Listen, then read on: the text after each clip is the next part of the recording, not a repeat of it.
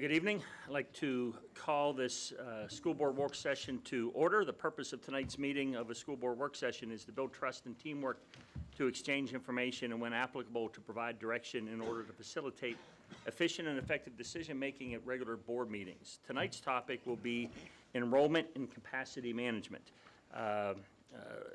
For those of you who that doesn't sound right, that is boundaries, buildings, in kids' enrollment areas. Board members tonight will learn about the Enrollment and Capacity Management Advisory Committee's fiscal year 2018 observations and recommendations, and provide direction on the superintendent's recommendation to have staff develop options to resolve overcapacity conditions at Basswood, Rikes Lake, Garden City Elementary Schools, Brooklyn Middle, Maple Grove, Osseo, and Park Center Senior High Schools, and to prepare for anticipated enrollment growth in the attendance area served by Fernbrook Elementary School. With that, I will turn it over to Dr. McGuire. All right, thank you very much. And we're just going to begin by going around and having everyone introduce themselves and maybe where you're located for staff members so that our board members remember. And then if you would just be sure, as Randy said, to talk into the mic, and we're sharing mics, so thanks. Do you want to start, Gerald? Gerald Letwis, Senior Coordinator of Information Systems. And Patricia Magnuson, Executive Director of Finance and Operations. And Lene Schoen with Wold Architects and Engineers. Kelly Parpart, Assistant Superintendent. Barb Olson, Director of School Community Relations. Tim Palmatier, General Counsel. Judy McDonald, Executive Director of Human Resources. DJ Ermitter, Coordinator of Pre-K-12 Operations in DLTO. Christian Olson, Enrollment Services Coordinator. Anthony Paternis, Executive Director of Technology. Brian Severson Hall, Executive Director of Community Engagement. Dale Carlstrom, Director of Facilities and Transportation Operations. Jessica Craig, School Board Member. Jim Brigette, School Board Member. Carrie Cabe, Assistant Director in the Community Engagement Department. Steve Flisk, Assistant Superintendent. Stephanie Fortner, School Board Member. Kim Heil, Assistant Superintendent. Mike Ostaffi, Board Chair. Kate, And say Heather Douglas, Director Douglas will be with us shortly. Kate McGuire, Superintendent. Board members, I was just commenting that it feels like yesterday we were here talking about ECMAC work previously in the year, and we said, oh, we'll see you in the spring. We'll be back for a report in the spring. And here we are. So I'm going to turn it over to Patricia Magnuson, who will hit this off with Lene. Okay. Good evening, everyone. The outcomes tonight, Chair Ostaffi went through earlier, so I'm not going to walk through those, but we basically want you to learn about the work that we've done this year. So several members of the committee are here with us tonight, and then we'll turn it over to the superintendent, who will provide recommendations based on the work that we have provided to her. Before we get started, I want to just refer us back to the Enrollment and Capacity Management Framework. So what you might want to do, board members, is pull out the Summary of Progress document itself. So you have a copy of the PowerPoint and then our Summary of Progress document. You will notice that our presentation will walk you through that. So we want to, I hope you've had a chance to read it, but we'll walk you through the details of that tonight. But this framework is the last page of that document, page 29, if you want a nice big version of it. But just to remind everyone that the purpose of ECMAC was to increase community trust in Osseo area schools through engagement in long-range planning for enrollment and building use. And we have kept our eye on that and had a pretty robust discussion actually at our last meeting about community trust, and you'll hear from a few community members tonight. So we intend for that to continue, and that's the purpose of our committee. So if you look at this framework, there's dark blue going along the right-hand side of the framework, and that's the work of ECMAC. So we gather data from that inner circle, which represents staff work, and you'll hear from staff about that tonight. And then that data is analyzed, and we create observations and recommendations. This is our second set of observations and recommendations working under this framework. And after that point, ECMAC steps out. The recommendations get turned over to staff, and that work happens along the left-hand side. And so tonight, with the board's approval and direction on the recommendations made by Dr. McGuire, staff will begin gathering an input process, and you'll learn more about that tonight. And then new data feeds into the system and out to ECMAC.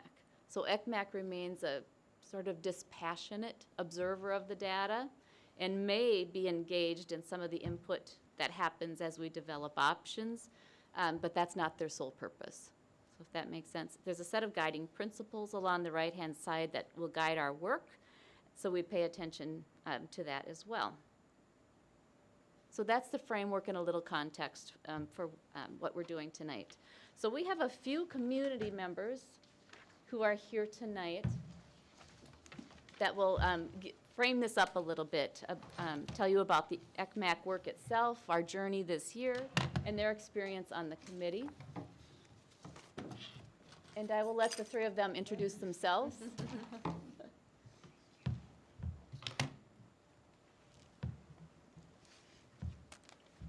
Thank you for being here. So I'll let you three introduce yourselves. Good evening. My name is Fred Williams. I've lived in Brooklyn Park for about 18 years. I have two boys attending Park Center Senior High School who will be graduating next month. Hopefully, I'm still keeping my fingers crossed. And I've been on the committee for about 2 years now. Good evening. I'm Robin Moe, and we've had the privilege of living in Maple Grove for almost 5 years. I am a teacher in the district. I've been working with Osseo for 4 years, and then we have a son at Maple Grove Senior High. He's just a sophomore, so we have a little more time yet. Good evening, everyone. My name is Sujata Datta. I have two sons in Beaver Lake, and we live in Maple Grove as well. Okay, so tonight Robin's going to kick off this part. So, some of the topics that we covered in the last, we actually had 8 meetings. One was canceled due to snow, 22 inches. Ooh, I won't miss that, Robin. We moved from Phoenix, so that was a hard day. So we, in those 7 meetings, however, we talked about the fiscal year 2017 ECMAC summary progress report. We looked at the summer 2017 capacity study. We looked at the industry's best practice in capacity analysis. In addition, we looked at our elementary school classroom capacity and space usage, along with our secondary classroom capacity and space usage. And then to make things more interesting, we looked at our fiscal year 2018 enrollment data and enrollment projection processes and those results.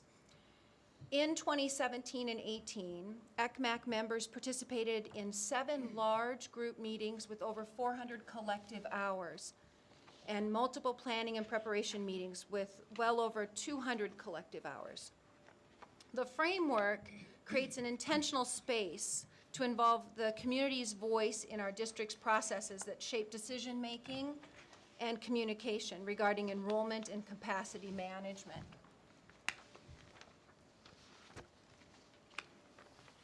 ECMAC's main purpose, I think, is to increase community trust in our Osseo area schools, and we spent time together at our first meeting of the year in conversation about our hopes. And you'll see on the screen and in your handout that many of the community members expressed hopes such as unity, trust, and understanding, inclusion, and community building.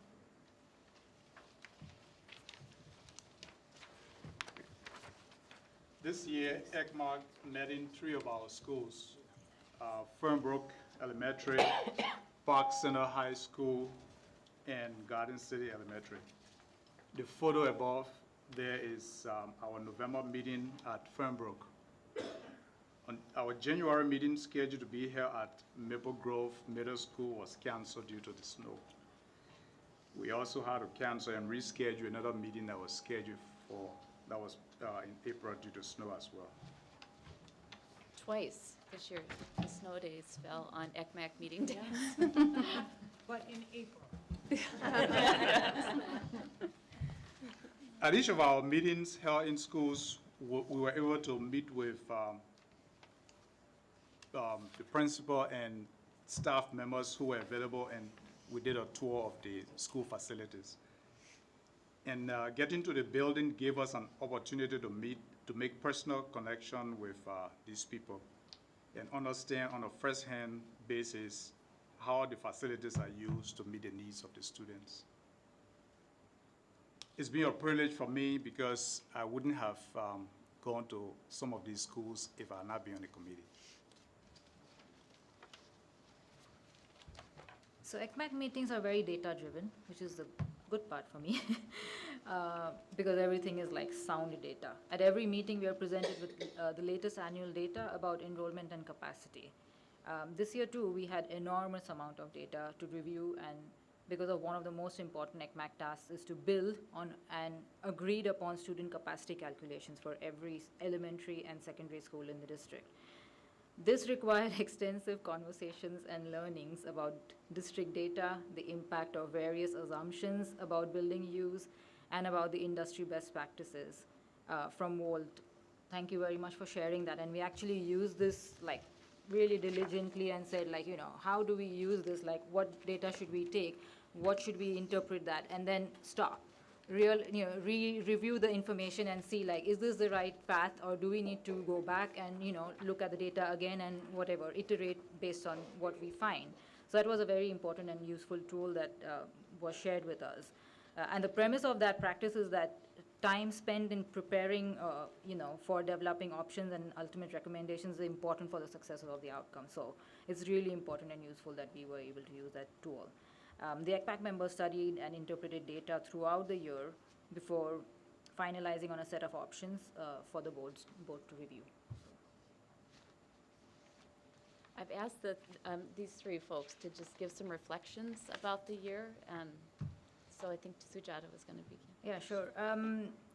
So what was most challenging for me this year was managing the time, unfortunately. Like twice, obviously, we've heard that the meeting was canceled because of Mother Nature, and then twice I was traveling on the day, so I couldn't make it. But what I learned was, and this probably was based on, this is my second year in the committee, so Patricia does a really great job at updating us on, you know, what has happened in the previous meetings or what will come in the forthcoming meetings and what data we have, and we have the notes and everything with us, our binders. They're updated every time we come. So that has been the process even last year and this year too, and, you know, I really appreciate the amount of work that this, you know, the staff and Patricia put together so that we don't miss out on any information if we do miss some meetings and things. So that was a good learning for me. And Patricia knows I always talk about this. I believe that, you know, the district started with building trust in the community. And I believe that the very fact that community members are here with the board members talking about like the whole process shows the, you know, the commitment by the district to, show that they trust us with the data. And so I believe that, you know, yes, it has definitely increased my trust for the process and the data that you are sharing. And I'm, you know, like more than confident in sharing that information with my peers or friends or whoever other parents concerned about like, you know, capacity issues and things like that. So my trust in the whole process is definitely enhanced since last year too. So thank you. Yeah. And I'm new to the ECMAC. This is my first year, and I'm a solution finder. And I think one of the things I truly appreciate about the ECMAC process is that, as you saw from that beginning slide, and what she asked you to pull out, is that we get to one point and we stop, and we go back, and we stop, and we reevaluate.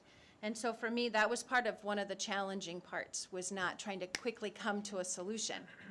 And being able to look at that data, and what I found is that it continued to build not only my knowledge base, but a huge level of trust into the process and into the information that we were being given.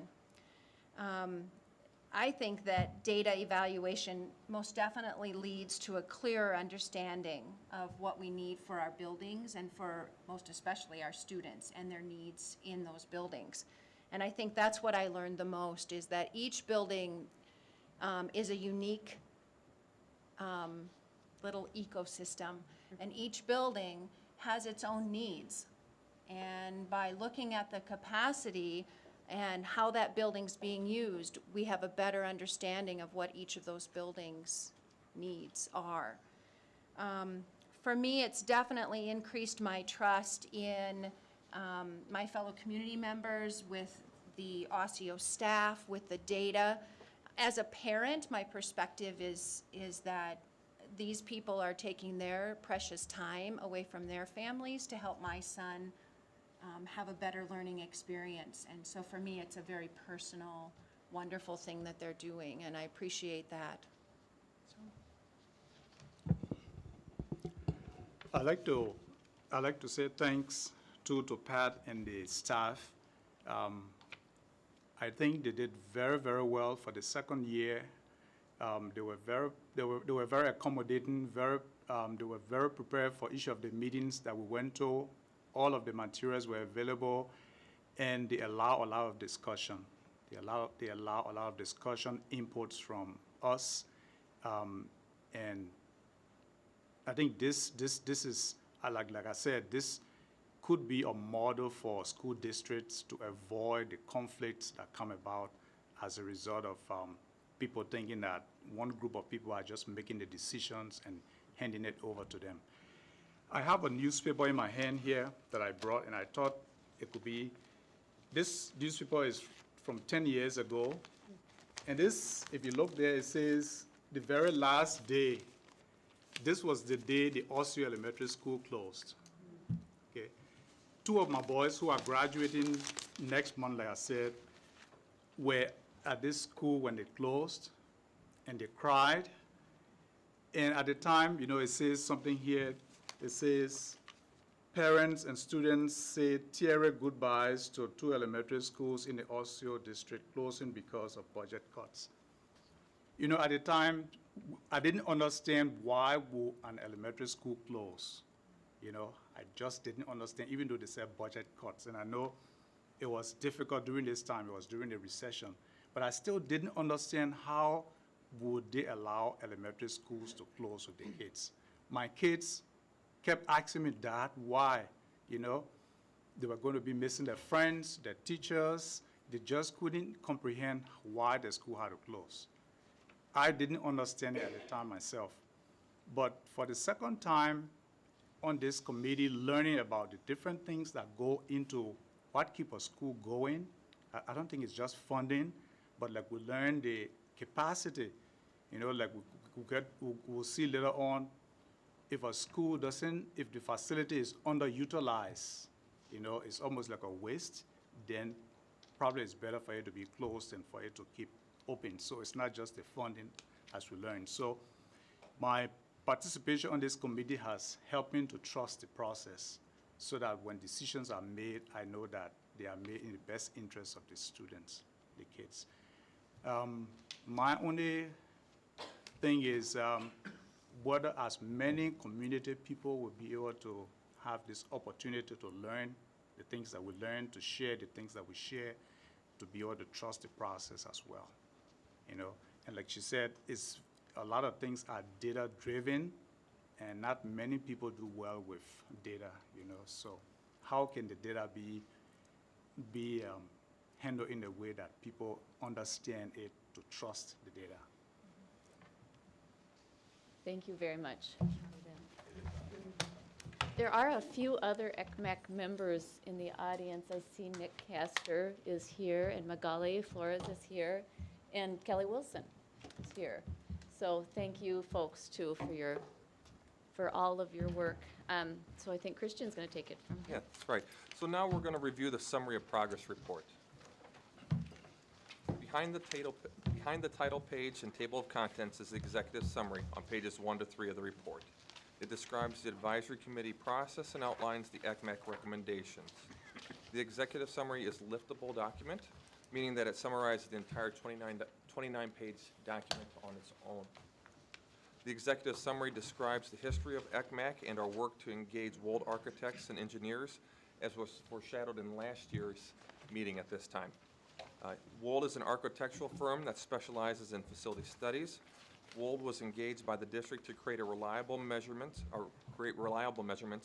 of each school's student capacity. Wold's experience in Minnesota Public Schools and introducing ECMAC to the industry best practices in capacity and management work. One of the best practices is the deliberate and methodical approach to making recommendations. The basic premise of this approach to this work is that time spent in preparation for the development of options and ultimate recommendations is vital to a successful outcome. A good plan builds support and shared understanding at each step. The first step is to gather and verify data. ECMAC considered both enrollment and capacity data to build a shared understanding of need. The data and process used to determine enrollment data is described in Section 2 of this report. The data and process used to determine capacity data is described in Section 3. Once the data is gathered, it must be interpreted to understand its meaning and to establish agreed-upon assumptions. ECMAC developed an analysis of student capacity needs for each school by interpreting enrollment and capacity data. The single most important step is to agree upon student capacity needs before developing potential solutions. We regularly refer to the visual stop sign as a reminder to pause. Sometimes Patricia even blew it up to be really big for us. And we, as ECMAC members, had to be sure that we clearly understood the needs to be addressed, and we had to look at the options that were being developed. ECMAC studied and interpreted data at several meetings throughout the year before finalizing a set of needs that are to be recommended by district administration for option development. Thank you, Christian. Following the executive summary, the observation and recommendations are in Section 1 of the report. Before reviewing the ECMAC's observations and recommendation, we will review the elements of these observations and recommendations, enrollment and capacity. So next we'll move to Section 2 of the enrollment, which is enrollments. On pages 11 through 18 will describe the enrollment. So starting on page 11, the same calculation is used every year to consistently create reliable enrollment projections by site and grade level.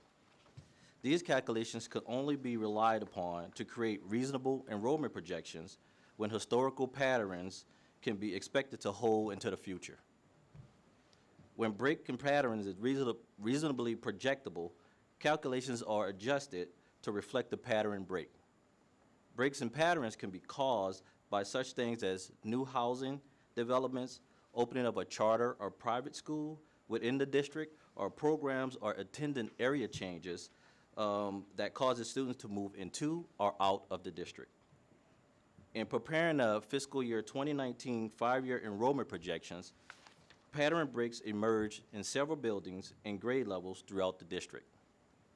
In fiscal year 2018, new patterns emerged in kindergarten capture rates and in grades 1 through 12 as the impact of grade span change was more clear.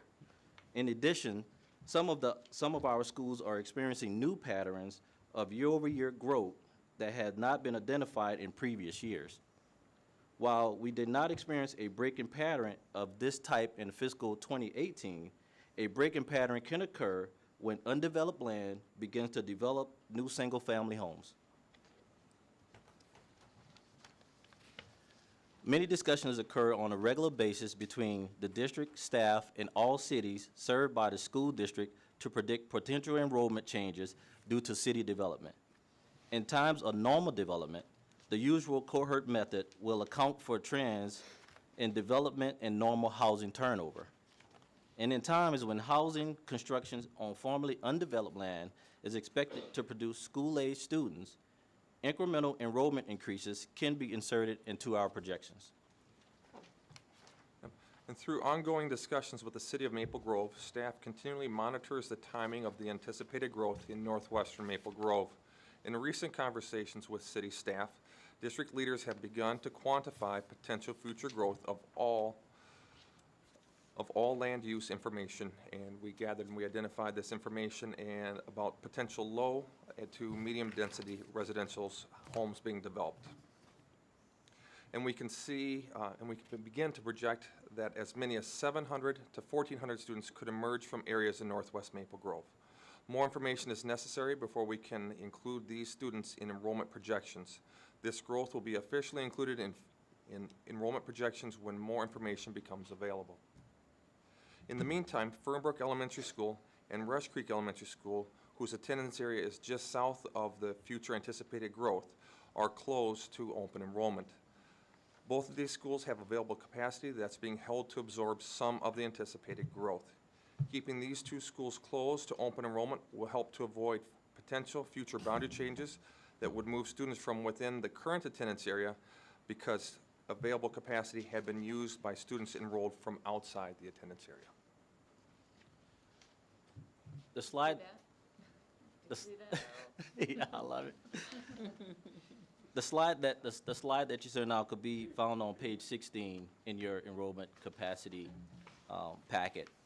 And in the packet, you do not see, you don't see the arrow, but right now we presented a yellow arrow where we can see where the district-owned land in the area of anticipated growth, and staff has taken proactive steps to consider options, costs, and funding timelines necessary to build a new school if and when enrollment projections begin to reasonably predict this need. The district-owned property in Northwest Maple Grove, which was purchased in 2018 in anticipation of the need to build a school in the future. The 35-acre property is large enough to house an elementary school, but not large enough to house either a middle school or high school.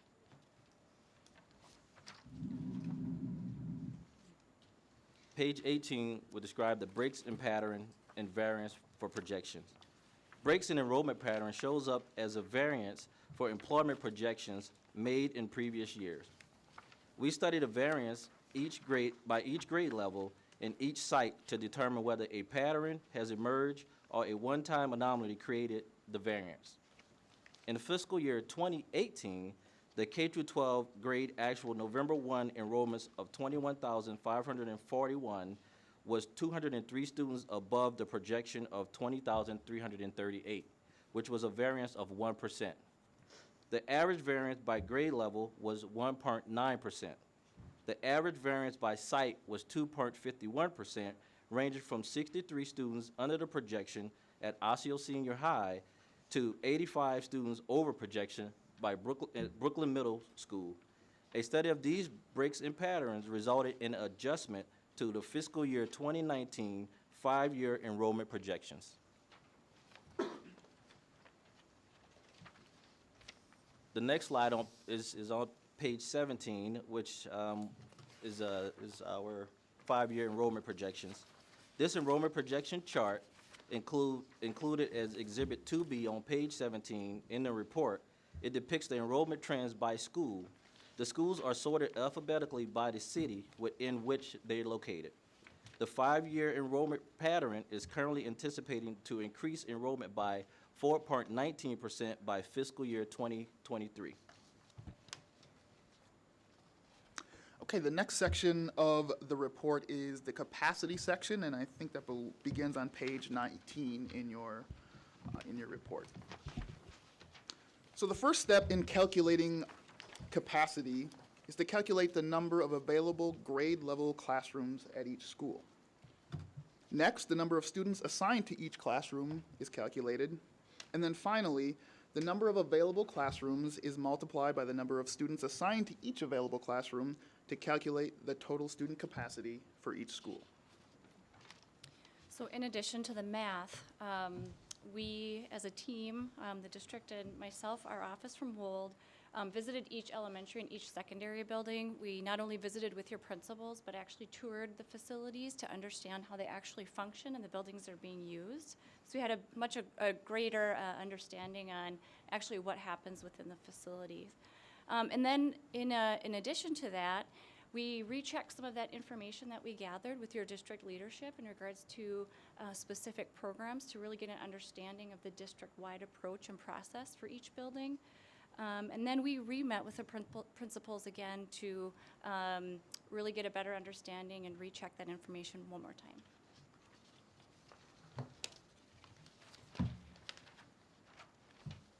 So once we gathered that information, we did turn to the math and started looking at and understanding each of the classroom spaces within the building and categorizing spaces as capacity, meaning those are the spaces that kids are scheduled into, versus specialty spaces that support those classrooms that hold the capacity.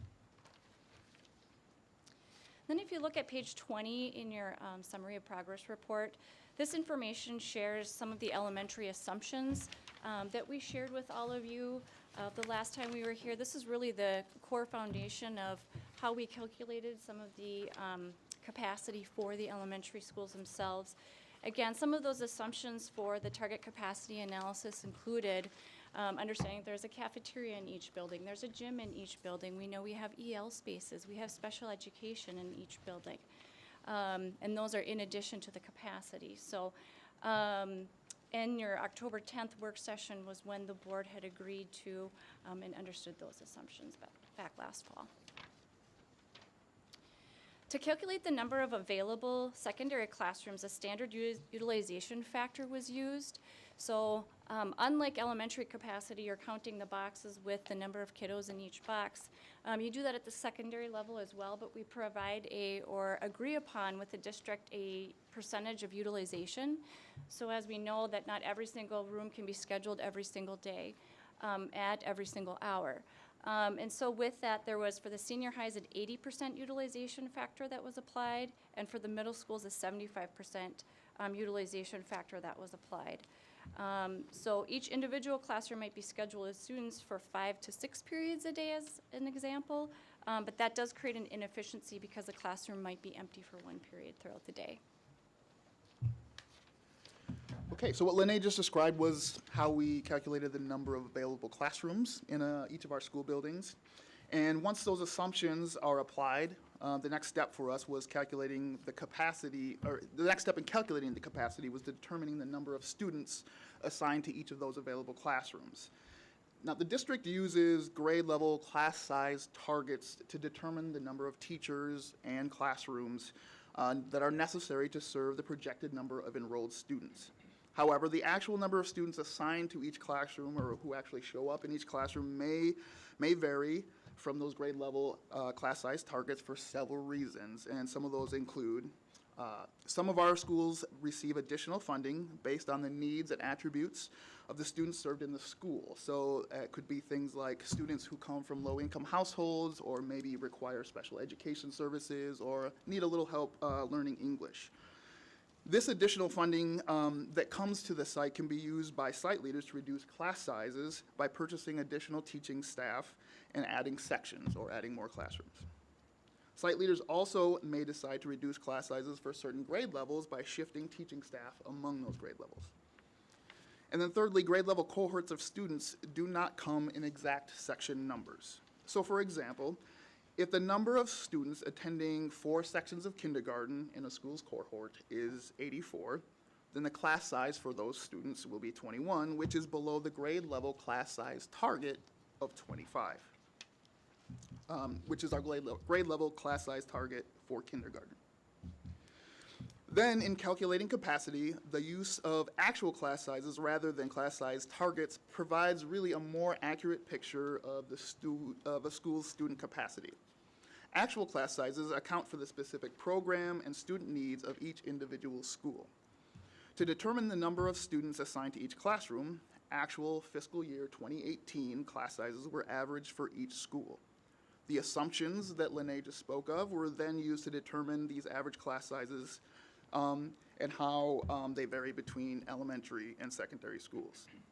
So for elementary schools, the fiscal year 2018 actual class size was averaged by grade level for each school. So we count each student and each class section, and we use that average grade level class size as the assumption or the assumed number of students assigned to each available classroom by grade level.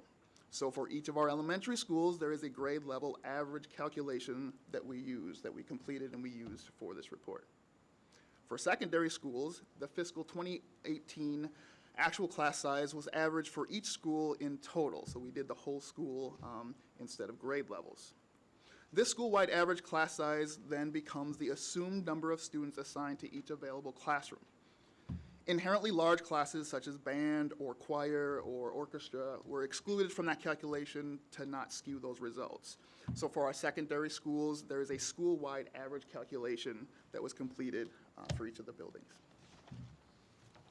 So then, we know the number of our available classrooms, and we've talked about how we calculated the number of students that can fit in each available classroom, or that's assigned to each available classroom.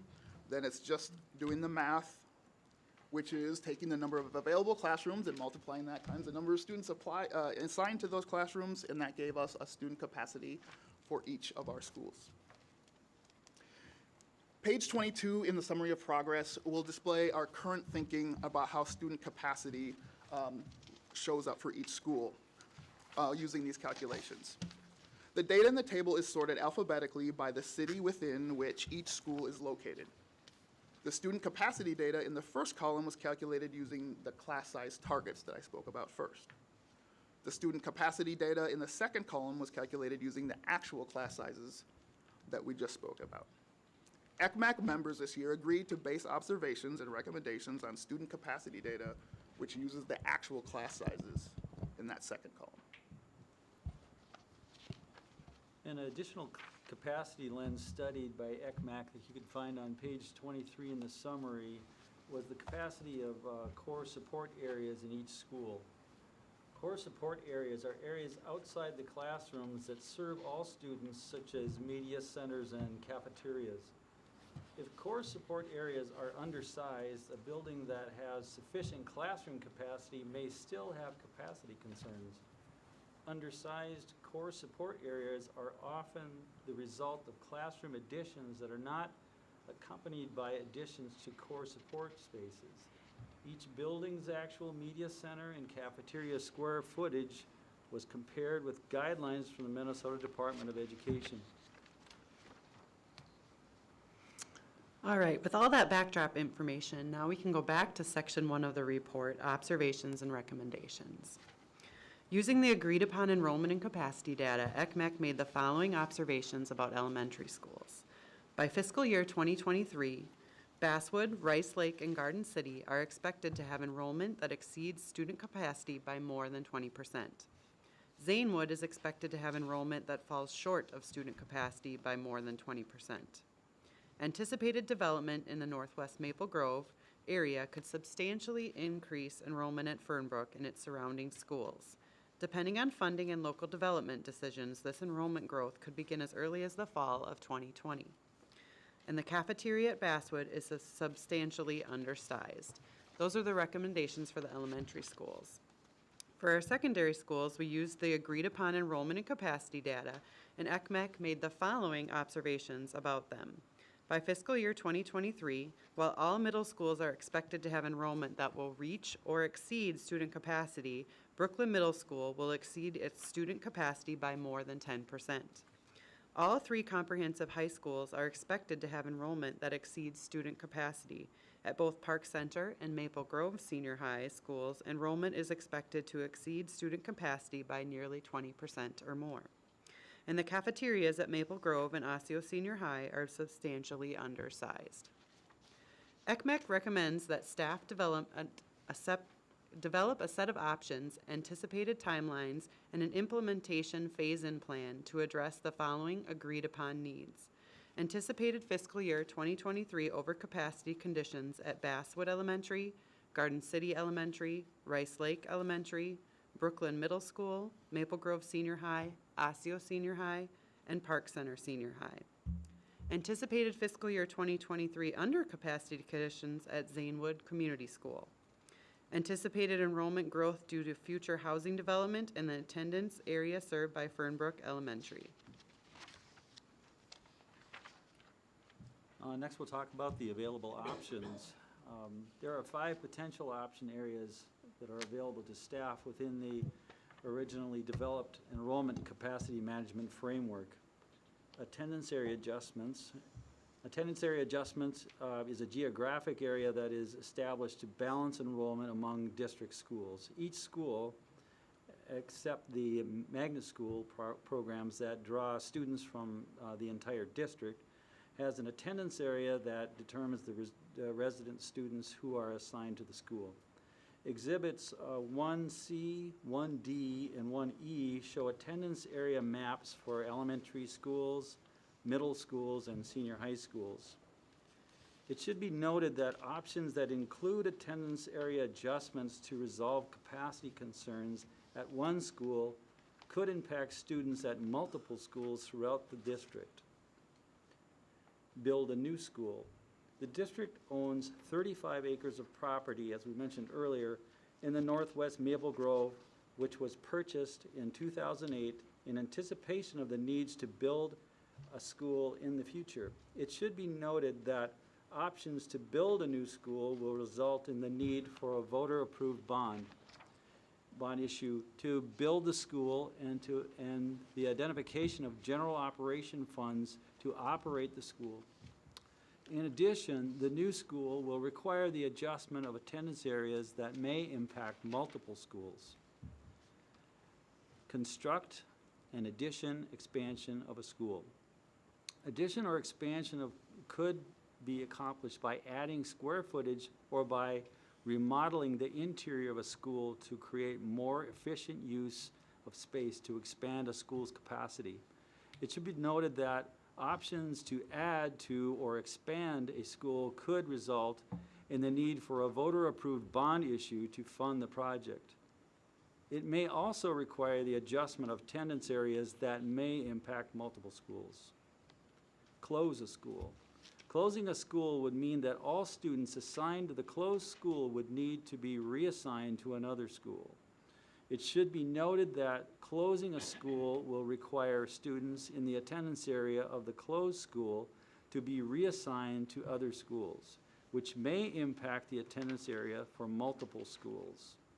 ECMAC discussed the possibility of the relocation of a school, specifically a magnet school. This available option was modified to incorporate that thinking as among the available options. Do nothing. Staff may uncover additional data or information that resolves the capacity concern. It is also possible to accept the reality of the capacity concern and adapt as necessary. ECMAC also discussed other potential actions to address capacity that are administrative in nature and which occur routinely. A note was added to the available options to highlight these other administrative actions, such as relocating a program, which was done this year when the Connect program was moved from Basswood to Birch Grove, or changing the open enrollment status of a school. Board members, the final chapter of the report describes the advisory committee itself. ECMAC includes 25 community members who represent diverse perspectives of the families and community members served by Osseo area schools, 7 administrative staff members, 2 teachers, and 1 school board member. New committee members were chosen in the spring of 2017 through an application process and are serving either 2 or 3-year terms. Community members who would like to offer feedback or suggestions regarding the committee's work may send an email to magnusonp@district279.org. Following each meeting, ECMAC work is posted on the district website and reports are given at regular school board meetings. And this slide shows the important dates in terms of the next application process. I would like to call out that the application deadline was revised after this slide was created to June 1st. And that application is online already. So that's the summary of progress report and all of the work that we have done this year. I want to talk a little bit about the next steps. So these recommendations for option development were surfaced by ECMAC after we built a shared understanding of need, and I'm going to show you the giant stop sign again that Christian referred to. We had very robust committee conversations and data analysis to arrive at that shared understanding of need. And it continued to be tempting to start developing options, because once you surface an issue, you can think of the multiple ways to begin solving it. So it took a great amount of discipline to pull ourselves back and continue to make sure we understood the problem we were solving before we tried to add options to the table. We anticipate that now that we're past that stop sign, so we've thrown some schools sort of over the stop sign, those that we put on the recommendation list, and we have proposed those for option development. We believe that that's going to take several months to just develop the options that then will go to the community for feedback and input. So I am imagining that maybe by December, we will have developed a set of options, and then we can begin a process of community input. I believe it will take that much time to work through this. We understand that there are some more urgent needs than others, and that we have to also develop some phasing ideas to go along with that. So what we will do after we develop these options, there'll be a community input process. So we'll be along the left-hand side then of the framework, outside of ECMAC's work, but now taking some feedback. And then any new data that moves into the system because of those options will go back into the framework. And then a final recommendation, I imagine, could happen as early as next spring to move forward. There could be different levels of recommendations, as was outlined by Dale, and different phasing. So ECMAC was, the committee was very clear about that at the last meeting, that we know there are some urgent needs and we can't try to roll all of this out at once.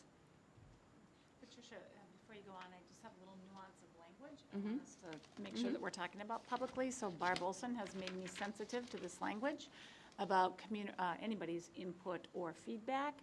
So as I'm thinking about what a community, what the community might be doing, it's very possible the community will be providing feedback. That's good clarification. The community input has really been occurring over the last 2 years in the process of the ECMAC work. And Barb, I don't know, you may have a different nuance of language, but I don't want us to promise tonight a particular process when it's might very well be feedback on options as opposed to input on options. That's good clarification. Thank you for that. So this is our team. Well, most of us. That was in the room at the last night. There's a whole story behind that. So there's our team, and we have worked hard together. And as you heard, over 600 hours of work have gone into just this year of work. And I am so very thankful for all the community members and the staff members who helped bring us along. So at this point, we will take any questions the board might have for the ECMAC members. And then I think Dr. McGuire will make some recommendations. Yes. So board members, that is a lot of information. And I also know that Patricia and the team have kept you up to date along the way. You've had other work sessions, so you've really been in the loop all along. And there's a board member or two who have been participants on ECMAC. So Mike's been to, I think, most of the meetings, and Heather, I'm not sure, but possibly some. Not this school year. Okay, so we have a board member too who's been involved and has information from a board member's perspective as well, which I think is helpful because it's so significant. So board members or cabinet members, because any decision or options are going to impact everybody's division, right? Are there things that you're wondering about? Things that you'd like to highlight about the summary of progress or questions that you have? I have a question. Yeah, Stephanie. So one of the recommendations was possibly closing or looking at Zanewood. And I'm just wondering how it came to Zanewood, because when I look at Exhibit 2B,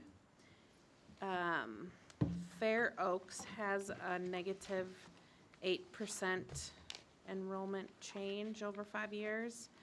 As well, Park Brook also has a negative 6% enrollment change, and those schools are right also near Zanewood. So I'm just wondering, and Zanewood is at a negative 5.61% change. I'm just wondering how Zanewood was chosen, I guess, versus like Fair Oaks has a higher percentage of change over the attendance. We had a really robust discussion about schools that are under capacity, and in many ways view those schools perhaps as part of the solution For the, potentially, Yeah. part of the solution. So it was difficult to determine what recommendation we should make. So while that's true for enrollment, what we did for the schools is compare that future enrollment to its available capacity. And so Fernbrook, or Fair Oaks, was not, even though it's got declining enrollment, did not end up as far below capacity as Zanewood did. So like when Lene went out and looked at, it had more available And when we space. applied the assumptions Okay. and then the actual class sizes. So Zanewood was actually the only elementary school that was more than 20%, anticipated to be, more than 20% below. So when we were trying to determine how to bring forward the idea of undercapacity schools, we chose to just keep Zanewood on the list for now. Because those other schools could absorb the attendance of Zanewood kids. Potentially, Okay. yeah. Yeah, I think it's important. Language is really, really important when you talk about. Yeah, sorry. No. This is really great that we're having the conversation here. This is where you want to have it. So while one of the 5 options available to us might be closing a school, ECMAC didn't recommend closing. And I heard you use the word closing in the same sentence with Zanewood, so I want to make sure that I publicly No, there was no clarify. conversation Right, there's about no this. recommendation. Well, that's one of the 5 options. The ACMAC recommendation around Zanewood was for staff to develop options to think about, should we do something with enrollment under capacity at Zanewood? And then what might that be? And I'll say a little bit more about that in a minute because I actually have a different recommendation that I'm going to make. But the ECMAC recommendation was to surface it because of what Patricia described as under enrollment, under capacity, and then to have staff consider, should that be a building that they're thinking about one of those options around to address that under capacity? Yes, thank you for the clarification. Yeah, no, I that's don't okay. wanna Great question. ruffle any feathers of any kind. Nope, so. great question. And this is the place that to ask those questions and have us be really clear about our thinking and language, because we'll all be sharing information from this meeting too, right? It's a public meeting. So when we talk about it, it's just important that we're talking about it with, thinking about that language so that we're communicating accurate information at the right time. Great questions. Thank you all for all of your work. It's such a long and involved process, and thank you to our members in the audience for your work and dedication. We appreciate it. I just wanted to clarify, as we think about these 5 options moving ahead, as we direct staff to look at these options, it sounded like you might have recommendations ready by December. Did I hear that correctly? What I meant to say was that I believe it's possible that as early as December, we might have developed some options. Okay. So there might be several options to look at, several variations perhaps of an attendance area adjustment, several variations of a building addition or a combination. Then we can go into a community feedback process following that. What I want to be sure is that we give staff enough time to look as thoroughly as we can to develop options or combinations of options. So I don't anticipate it will be one final recommendation. It's possible that we could only find one that will work. Understood. Okay, and then of those 5 options, Dale, I believe I heard you say that if we were to move forward and build a new school or construct an addition or expansion of a school, that it is subject to voter-approved bond issues. Is that correct? So if we came up with those options, it's still kind of subject to being approved voter Yes. referendum? Yes. Okay, I just The wanted. the size of the funding needed, especially to build a new school, would be such that it would require voter approval because we just don't have access to funding to do that type of work. Okay. In addition, can be done through the lease levy vehicle. We've done that before when we added on to the senior high school, so that's possible. We'll have to wait and see what the final recommendation is and how the board would want to fund those. Okay. But a lease levy isn't possible for building a new building, No, right? only for making For an additions, addition. maybe. Yeah. Yeah, Thank great you. question. Thank you. I first want to say thank you to all the staff and especially community members and all of your work that you've put into this. I know it's a lot. and you've done an excellent job. And I just had a question to piggyback off of Jessica's, which is if we're using certain assumptions and come to a recommendation that either a addition or more than one addition or a new building, if any of those are one of the recommendations, do you plan on having a backup in case our voters don't approve the bond? Yeah, we would have to. Okay. Yeah. I just want to make sure we have like a fallback. We'll have to, we talked about phasing and timelines, and that's another good point, that we'll have to have multiple ways perhaps to attack it if we can't. I think it'd be really important to have, because in part of the communication plan for that bond, it's like going out for a levy referendum. You got to have your message. Right. So I think it would be really important that voters would know what the fallback is. If we can't construct a new if we construct a new building, this will happen. And if we can't construct a new building, then here are the implications of that. Right. Certain buildings will look like this, we'll have to do, whatever it might be. I think that that would be a critical part of any message for a voter-approved bond, for sure. Thank you. Cabinet members or other board members, things you're wondering about, you want to highlight, questions that you have. Jim? Yes, I was wondering, first of all, once again, I echo the board, other board members. Thanks for all the hard work and effort and the data-driven approach. I really appreciate that. It will serve us well into the future. At what point, or was it considered already, or at what point will each individual site's physical plant or structure be looked at in terms of, the age, what sort of maintenance would need to be done? When was the last time it had a boiler and a roof? And is that later in the process, or has some of that been considered already? I think that it's a part of the process because we've got an ongoing, as you're well aware, our ongoing LTFM process where we have to marry those two concerns. So if I'm anticipating doing some major mechanical work at Park Center, which we're doing, and we're also looking at renovations to the 3-story tower, what's that going to look like in the future for collaborative learning spaces for students so that we can know what our capacity is going to look like in the future and know that what we're doing now, investing in long-term facilities dollars, is going to hold out into the future. Thank you. Actually, I just thought of something as Jim asked his question. I have had several community members ask this question, and don't freak out, but just, I'm wondering if this has ever been considered.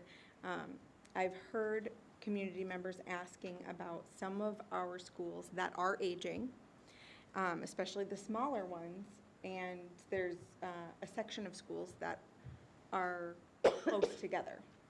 And so I've heard people asking, would you ever consider selling them off or taking them down, maybe using them for something else, and building more of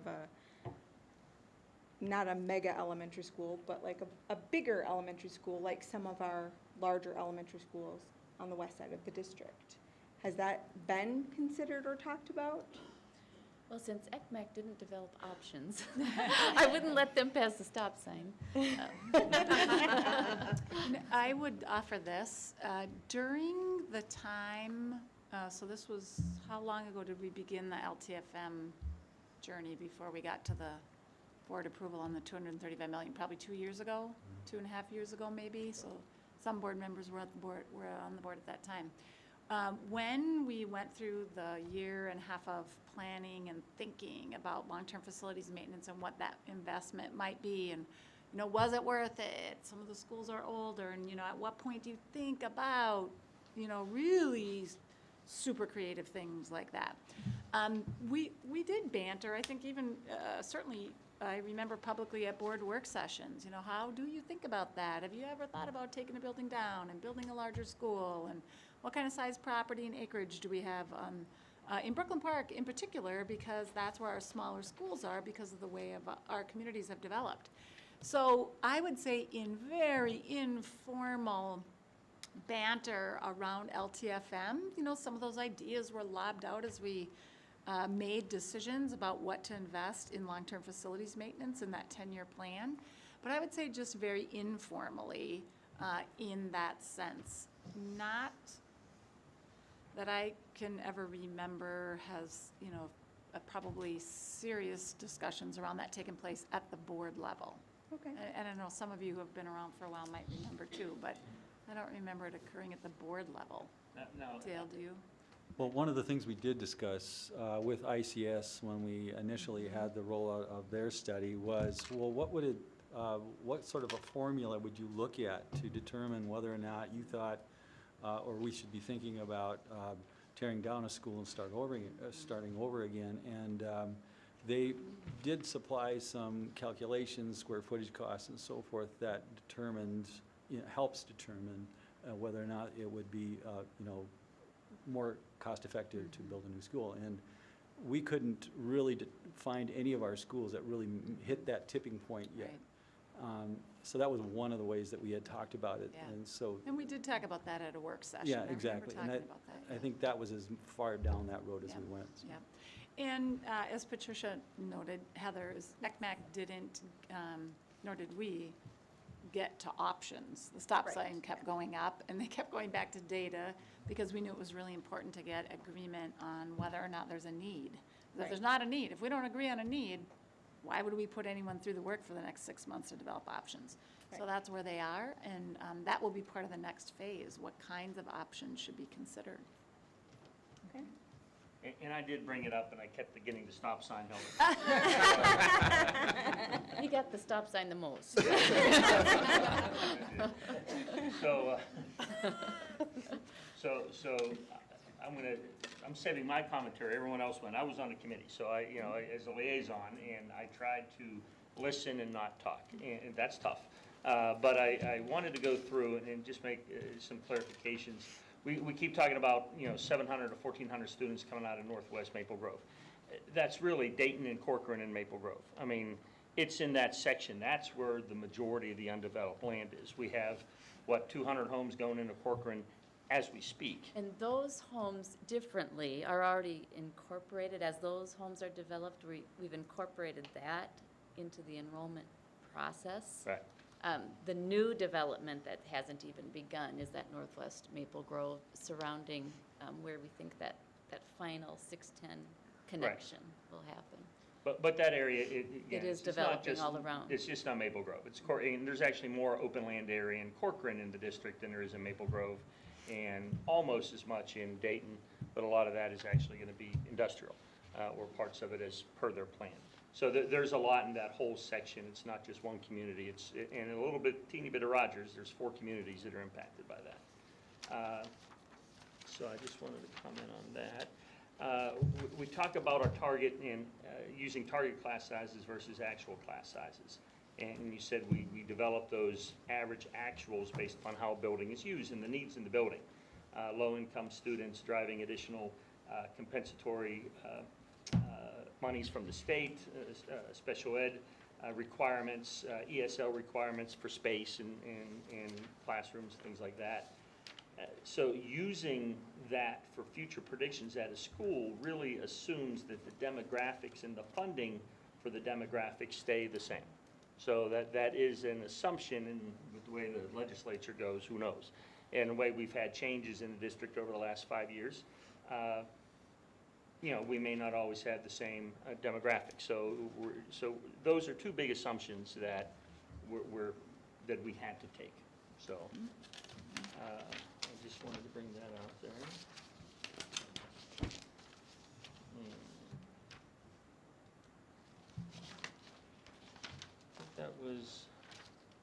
Those are the 2 big points I just wanted to clarify. Thanks. So. But, and again, thanks everybody. I mean, I was at most of the meetings, and there was a lot of great discussion. There was a lot of input back and forth. There was some, not arguments, but disagreements, and that's always good. So there was a lot of community involvement and input during this process, and I thank everybody for all the hours they put in and making it possible. And all the staff around the table who were also involved, so thank you. Board members or cabinet members, are there other things that you would like to highlight that you're wondering about or that you have a question about? Okay. No, I think I would then. Yeah, Barb, go. I would just like to highlight on that slide about the committee itself. We didn't really talk very much about the recruitment process that is now underway. Patricia mentioned that the application is online, but I do want to specifically state that we have about a month, about 3 weeks now, for applications to come in. The application is available on the district website. It's available by hard copy, by request. We've submitted information to the newspapers, to CCX Media. We'll be doing social media promotion as well as through our regular parent communication, and that we'll be communicating about ECMAC. It will be too late for the deadline, but we'll be communicating about ECMAC through the district-wide postcard mailing as well. So lots of promotion. Tell your friends and neighbors. We intend to continue to grow the committee. We have several of the committee members who are coming back next year, but we intend to fill those spots for those who are leaving and grow the committee. I think the more that are in the room, the better we do. Patricia, as we move on, I'm wondering, are you ready for my recommendation? I'm wondering if you'd actually, could you go back just a couple slides to where you have the ECMAC recommendations? Because I just want to draw your attention to something. So if you look, okay, if you look at the ECMAC recommendations, I just want you to kind of get that in your mind for a second. They have 3 bullets, right? Their ECMAC is recommending that that staff develop options, so that's the STEM, staff develop options to address anticipated fiscal year 23 overcapacity at those particular buildings. Then there's a recommendation that that we consider having staff develop some options around Zanewood because of its undercapacity. And then the ECMAC third recommendation is around that anticipated growth in the northwest corner around Fernbrook. So I just want you to remember the ECMAC recommendations. And then we'll flip forward to what my recommendations are to you, because I take, like other advisory groups, I take the recommendations of various advisory groups on a number of things, and then I think about all kinds of things. What kind of human and financial capacity do we have to do the work? What else is coming up? And what do I think would be the appropriate thing to recommend to you? So if we flip to my recommendations, you'll notice that there are only 2 that I'm advancing to you for consideration, 2 of the 3 ECMAC recommendations. So I'll start with the one that I'm not recommending. ECMAC has a recommendation around having staff do some work to address undercapacity at Zanewood. And while I clearly, obviously understand the data about the undercapacity and the concern about Zanewood, there are some things happening there that I think would allow us to set that aside, at least at this time. Maybe in the future it will need to be addressed, but at least at this time there are some things happening that I think would enable us to set it aside, and I'll explain what those things are and why I think we can set it aside. So you know, board members, that Zanewood is in the infancy of developing a STEM theme that is creating energy and excitement among staff and students. You also might recall that we just hired a brand new Zanewood principal who is coming to us with a great deal of experience and more energy and enthusiasm than could be contained in this room. And so we have a new leadership team there. Adrienne Pendleton is going to be our new principal there. She's coming with extensive lead principal experience in very high-need schools. She's going to be joined as a leadership team by Courtney Gilliard. Courtney is a member of our District 279 staff, was an assistant principal in our district, and is going, has served in the last year on our equity team and is going back as an assistant principal to Zanewood. So there's an experienced staff person from our district that's going to be a part of the leadership team, and then a brand new principal who's going to be leading the building. And I'm very optimistic about the impact that that new leadership team can have and the energy that could be created there. And the last thing that I'm thinking about is the board's other priorities for next year and the impact in particular on Patricia and her team about changes and huge initiatives that are taking place next school year beginning July 1 that we cannot avoid and we cannot change, that she's going to be responsible for. So we're heading into obviously a new superintendent, and we're heading into priorities that some that have not yet been determined by the board, but some that are already down the road, right? Implementation of a new math curriculum, board orientation and board election, superintendent selection. Patricia in particular and her team is going to be impacted by implementation of eFinance Plus, the new HR pay system beginning July 1. And that will, while that's shared with Human Resources, and we have a project manager, HR pay finance has to go well beginning July 1 because you want your staff to be paid. And so that is going to be a really significant infrastructure implementation. So I'm thinking about all of those things in making a recommendation to you to advance 2 of the ACMAC recommendations. And it's not that Zanewood, that undercapacity might not have to be addressed in the future. It might. And for next year, I'm anticipating that these are the 2 that we can do well and that can be managed.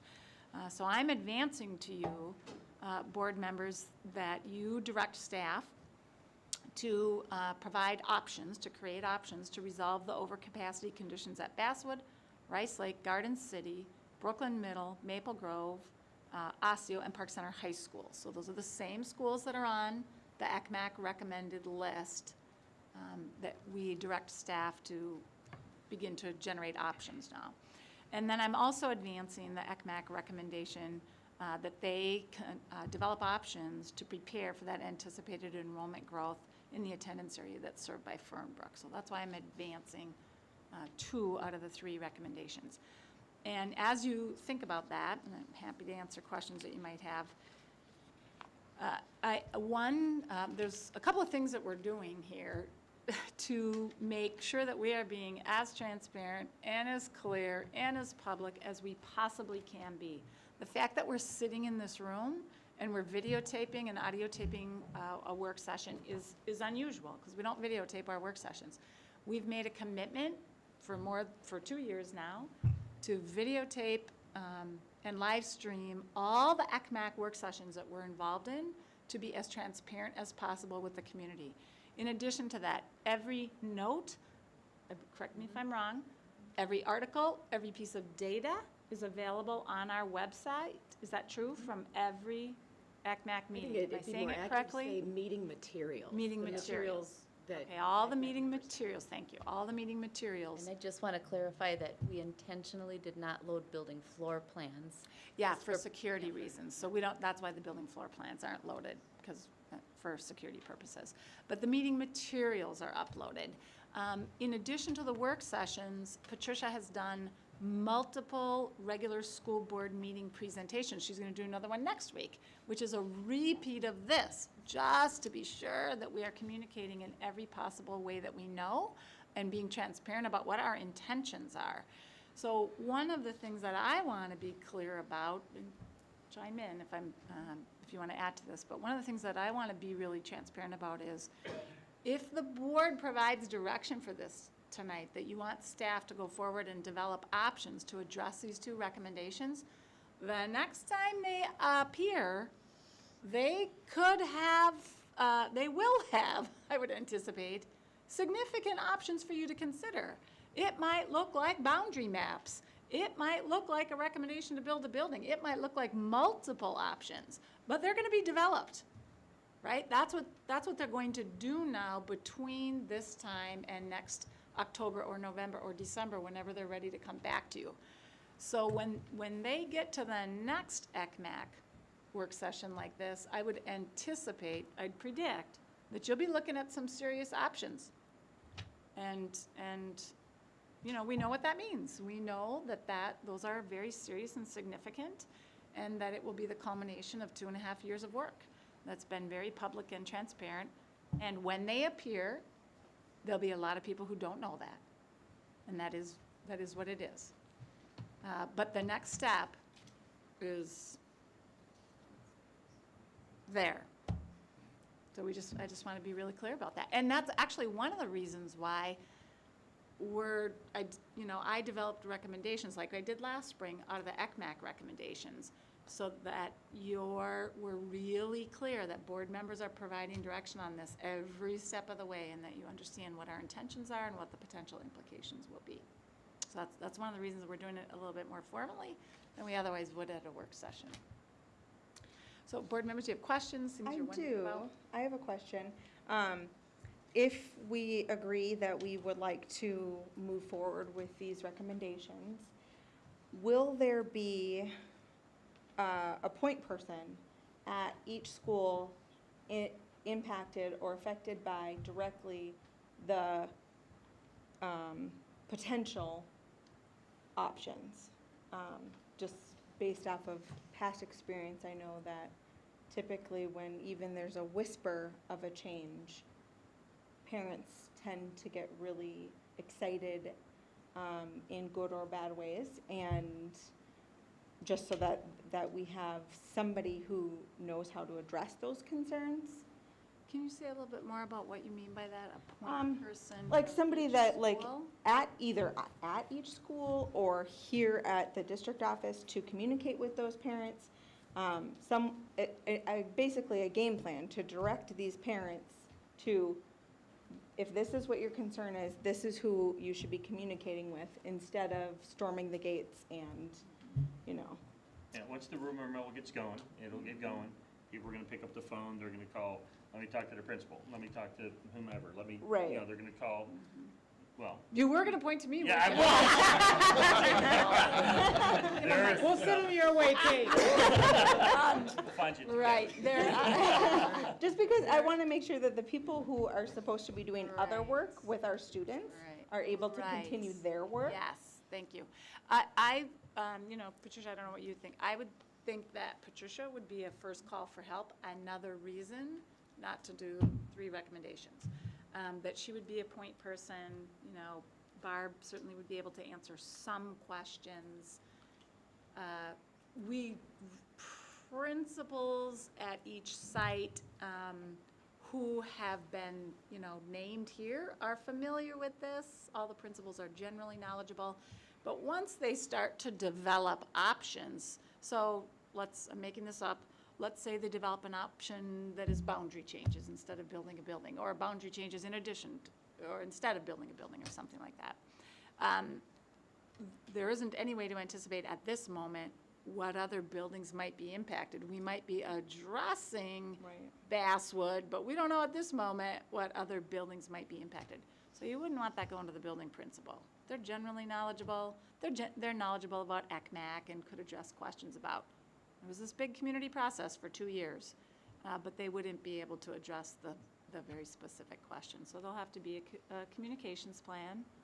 And I'm assuming, Patricia, you'd be a key For now, I'm the for point sure. person, yeah. Okay. Yeah, great question. Are there other things that you're wondering about, or any questions that you have about the 2 recommendations that I'm making, or why I'm only making 2? No, I'll just say I appreciate the 2 recommendations. I think it shows that you're considering the district as a whole, understanding that we're under a lot of transition right now, and I would agree with moving forward with the 2 recommendations. Thank you. Other Ditto. board members? Ditto? Thank you. I'm good with them as well. I just, thank you for clarifying about Zanewood. And, you know, the big issue is we looked at everything across the entire district, north to south, east to west, all the different communities, all the buildings. And, you know, we're looking at it, you know, in the totality of doing what's best for the students that are currently being impacted today. Some of them are, you know, there's quite a concern about some overcapacity as well as the growth into the future. So this has been a very good process, and no, I appreciate, you know, this going forward and everyone's help in the recommendations. So I'm good with proceeding with the recommendations that were made. Okay. And Jim, how about you? Likewise, I am thankful of the process and the detailed data analysis and getting well thought out and vetted recommendations moving forward, taking the whole entirety of our situation in context. So thank you, and I'm supportive. I know there's going to be angst and some discomfort, and I remember from the past myself in the parent seat. And Fred, thank you for sharing your perspective as well. I was aware of what was going on at the time, so I appreciate this process. So thank you very much. And I want to thank board members too. This work has been supported by you because you've approved the ECMAC work as a strategic priority each year now for the last 3 years, right? One for development of the process, and then 2 for the actual work. And this will be a recommendation for you to consider as you make a decision on priority results, priority goals for next year too.